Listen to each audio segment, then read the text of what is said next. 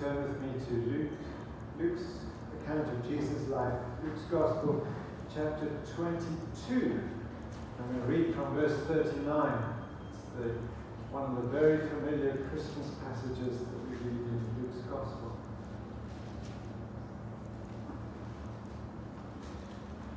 Jesus went out as usual to the Mount of Olives, and his disciples followed him. On reaching the place, he said to them, "Pray that you will not fall into temptation." He withdrew about a stone's throw beyond them, knelt down and prayed, "Father, if you're willing, take this cup from me. Yet not my will, but yours be done." An angel from heaven appeared to him and strengthened him. And being in anguish, he prayed more earnestly, and his sweat was like drops of blood falling to the ground. When he rose from prayer and went back to his disciples, he found them asleep, exhausted from sorrow. "Why are you sleeping?" he asked them. "Get up and pray so that you will not fall into temptation." While he was still speaking, a crowd came up, and the man who was called Judas, one of the 12, was leading them. He approached Jesus to kiss him. But Jesus asked him, "Judas, are you betraying the Son of Man with a kiss?" When Jesus' followers saw what was going to happen, they said, "Lord, should we strike with our swords?"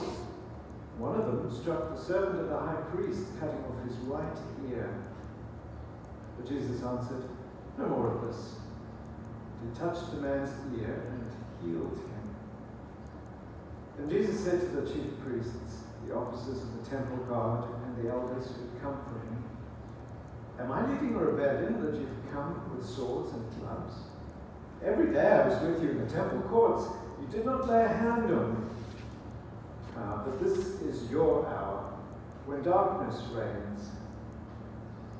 Then, seizing him, they led him away and took him into the house of the high priest. Peter followed at a distance, and when some there had kindled a fire in the middle of the courtyard and had sat down together, Peter sat down with them. A servant girl saw him seated there in the firelight. She looked closely at him and said, "This man was with him." But he denied it. "Woman, I don't know him," he said. A little later, someone else saw him and said, "You also are one of them." "No, I'm not," Peter replied. About an hour later, another asserted, "Certainly this fellow was with him, for he is a Galilean." Peter replied, "Man, I don't know what you're talking about." Just as he was speaking, the rooster crowed. And the Lord turned and looked straight at Peter. And Peter remembered the word the Lord had spoken to him, "Before the rooster crows today, you will disown me 3 times." And he went outside and wept bitterly. The men who were guarding Jesus began mocking and beating him. They blindfolded him and demanded, "Prophesy! Who hit you?" And they said many other insulting things to him.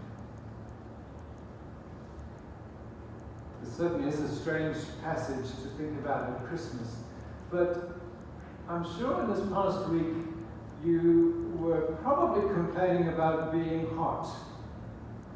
Anybody not hot during this last week? No hands. Okay.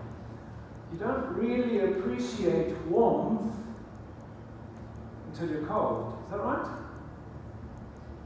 Well, at Christmas time we celebrate light. And you don't really appreciate light unless it's dark. You know, we talk about the light of the world, and Jesus being the light coming down. But unless we really think about what the darkness is, unless we start to get an appreciation of what Jesus' light really means, we can't understand what it means for Jesus to come. John in his gospel says this, right? The first chapter says, "The light shines in the darkness. The darkness cannot overcome it. Darkness cannot extinguish it. Jesus is referring here in this passage to spiritual darkness, not just physical darkness. Yes, all these events took place at night, but he says to the people, this is your hour, the hour when darkness reigns. There's a greater darkness that we're talking about here, spiritual darkness, not one that just blinds the eyes, but one that blinds the mind and the heart and the soul. And so we're going to look at this. There are three aspects of rejection that Jesus faces, each one more significant than the other. And the first two we'll look at really describe the condition that we're in, the human condition. And then the last one is what Jesus came to do about it. So there's the soldiers rejecting him, there's the disciples rejecting him, and finally there's the Father rejecting him. So let's start with the first, the soldiers. And they come and they mock him. So this is mockery in the dark. It's soldiers, it's priests, it's servants, it's Romans even, and it's common people. So everybody's involved in this mocking of Jesus. And as they mock him, they're attacking, one by one, they're attacking various claims that he's made. So here in Luke 22, they say, prophesy. You said you're a prophet, so let's prophesy, let's see it, let's see what happens. And later on, they put a crown of thorns on his head and a purple robe on, and they kneel down in front of him and say, "Hail, King of the Jews!" and they're mocking his claim to be a king. And then on the cross, they're shouting, "Oh, he saved others, let him save himself," mocking his claim to be a savior.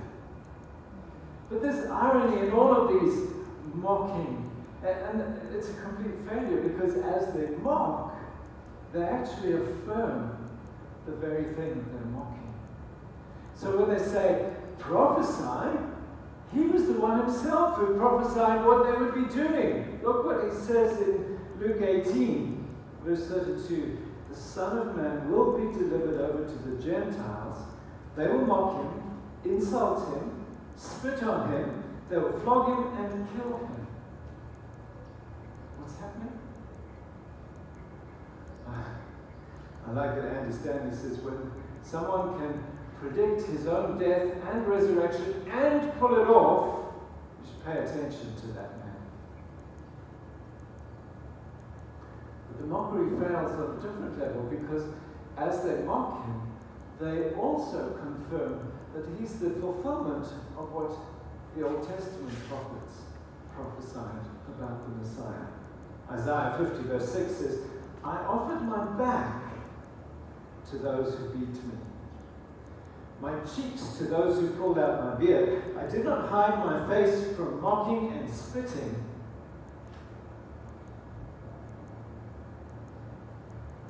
Why do they mock him?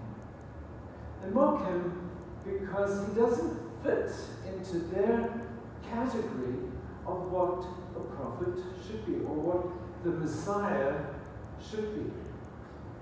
There's a strange story in 2 Kings where Elijah, the Old Testament prophet, the archetype prophet of the Old Testament, Elijah is sitting on top of a hill, and the king sends a captain with 50 men, 50 soldiers, to arrest him. And the captain says to Elijah, "Come down, because you're under arrest. Man of God, come down." And Elijah says to the captain, he says, "If I'm a man of God, fire is going to come out of heaven and kill you and your 50 men." Boom! Happens. And they die. That's a prophet. That's, in their mind, that's a prophet. And they're saying to him, "If you're a prophet, why can I do this to you?" Slap. He doesn't fit. If you're a man of God, if you're a prophet, God God is not going to allow these things to happen to you. What about us? Do you mock? When things are not going right, showing or saying how bad this year is, and maybe you've experienced some really, really tough things this year. Have you mocked God through this? Surely God's not in this. How can there be a God if He allows this to happen? How can God be in these circumstances? Really, it's just a failure on our part of trusting God. Go outside today, it's all dark and cloudy, what have you. But if you've ever been in an aeroplane, you go up, you fly through those clouds. On the other side, there's brilliant sunshine. The clouds don't affect the sun at all. Our circumstances do not affect what God is doing in our lives. It doesn't have that, even if we can't see God at work, that doesn't mean He isn't. Do you mock? I know I do sometimes. It's not. So then, the disciples reject Him. We call this the kiss in the dark. So Judas appears with a group of men, and he's leading, and he comes and approaches Jesus. He wants to kiss him. It's a standard way of greeting. But in actual fact, what does it mean? It's an act of independence. I learned that this week. Jewish scholars have said in any group of rabbi and disciples, it was not allowed for the disciple to come into the group and greet the rabbi first. He had to greet all the other disciples and then, out of honor and reverence, greet the rabbi. So Judas is walking straight up to Jesus, ignoring everybody else, and wanting to greet the rabbi. He's more or less saying, "You're no better than me. You're no better than me." It's an act of independence. But it's also a betrayal. It's a betrayal of intimacy. The closer you are in a relationship to someone, when they hurt you, it goes deeper. It's more painful. Psalm 55, verses 12 to 14 says this: It's not an enemy who taunts me. I could bear that. It's not my foes who arrogantly insult me. I could have hidden from them. Instead, it is you, my equal, my companion and close friend. What good fellowship we once enjoyed as we walked together to the house of God. The intimacy of the relationship between Judas and Jesus is being betrayed. And that hurts. Imagine a situation where there's a single mother, she raises a son. She raises a son all by herself. She sacrifices over and over again for this boy, saving money, working extra jobs, saving money, putting away, eventually sends him off to university, providing everything for him.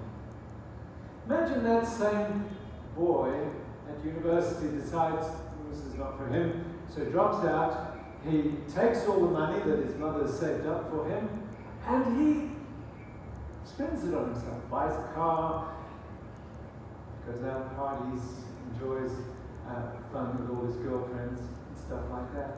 Money runs out, he comes home, knocks on the door, walks into the house, greets his mum. Hi mum, gives her a lovely kiss. Oh, I missed you so much, but I'm really in trouble, I need some money. Can you give me some more money? How's she going to react? How's she going to react to that? Because that's the kind of level here. He hasn't so much as broken rules, but he's broken her heart. It's the closeness, the intimacy of that relationship that he has just defiled. by his actions, by his lack of appreciation for everything that his mother has done for him. What about us? How much appreciation do we have? And we spend our lives just thinking about ourselves, going about our own things. Things get a little bit difficult. Oh, I better go to church. Or I better start to read my Bible. Or I better start to pray a bit more. It's that same kind of using God instead of loving God. Using Him for what we can get out of Him rather than really appreciating who He is and what He's done for us. And it's on these two levels. This first level of refusing or not trusting God through the circumstances and using Him to get what we want. These are the problems that we face as human beings. And what does Jesus come to do about it? What does the light of the world come to shine into this darkness? And the third level here is the agony in the dark, the rejection of Jesus by his Father. And you notice as he comes to pray in the Garden of Gethsemane, he gets down to pray and things just seem to get worse. Maybe you're in a difficult time, you go and spend some time in prayer and you get up and you feel a bit better. You know, I've got a bit more support. I've got a few ideas I'm going to get. Jesus gets down to pray to his Father and things really just get so much worse. The New Living Translation of verse 44 says that he was in such agony of spirit. It's the only place in the only place in the Bible where this word is actually used. It's such a depth of agony. He was in such agony of spirit that his sweat fell to the ground like great drops of blood. This is extreme shock that produces blood in your sweat. None of us, I doubt, have ever experienced that level of shock. And Jesus is in so much despair. In Mark's Gospel, I think he says to his disciples, I'm really in trouble here. I'm even despairing to the point of dying. Maybe I'm not even going to make it to the cross. I'm in such a bad state here. And an angel has to come and support him and help him through all this. What's going on? Is it because he's afraid of dying? And then, get it together, Jesus. If that's all it is, you're afraid of dying.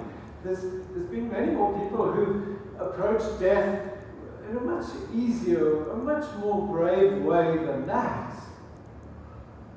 You hear about, I love reading stories about martyrs, especially the English martyrs, people like Ridley and Cranmer, who were burned at the stake for their faith. Particularly Thomas Cranmer. He was the Archbishop, and he wrote a letter recanting his beliefs. He got involved in the Reformation, believed that the Bible was the Word of God. He wrote a letter and he recanted it. So they wanted to make this a public thing. So they took him to the cathedral, and he was going to speak to everybody there, and he got up and he said, "It's all rubbish. What I wrote was just wrong." So they took him from there, they took him to the stake, and they lit the fire under him. And he put the hand that wrote the letter, he put that in the flames first. He said, that's how he died. No. Jesus is not. He's not like this because he's afraid of dying. There's something much more going on in there.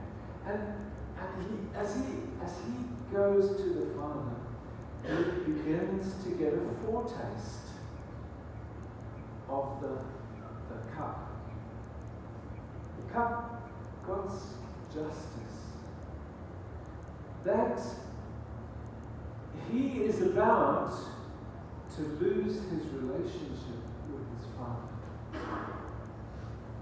He's about to be rejected by his Father. Oh, we spoke about close relationships, mother and son. husband and wife, and how painful those are when they come into trouble.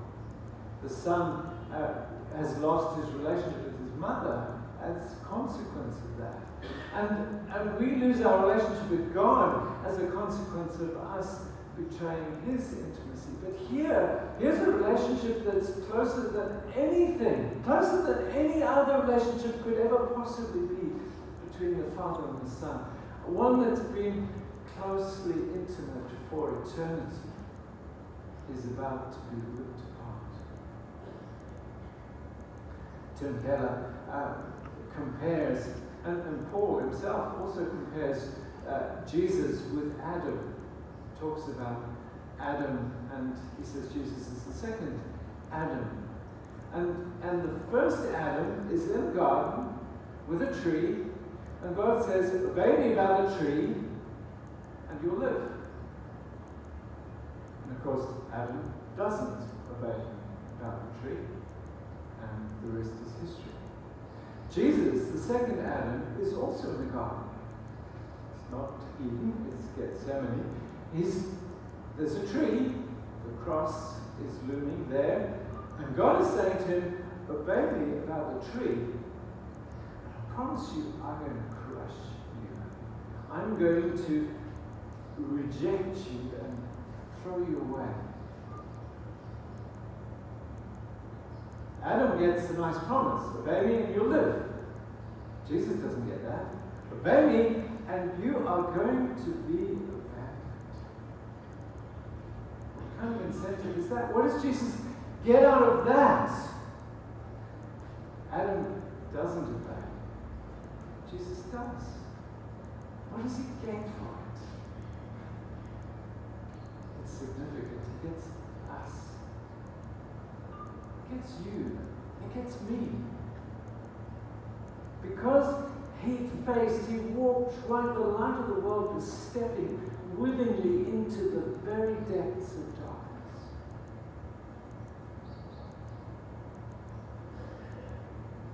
Because he loved you. The verse of the day on the Bible app is John 3:16. God so loved the world that he gave his son. That kind of love you won't experience from any human person, ever. And there are some amazing examples of human love. But this kind of love, you only experience from God.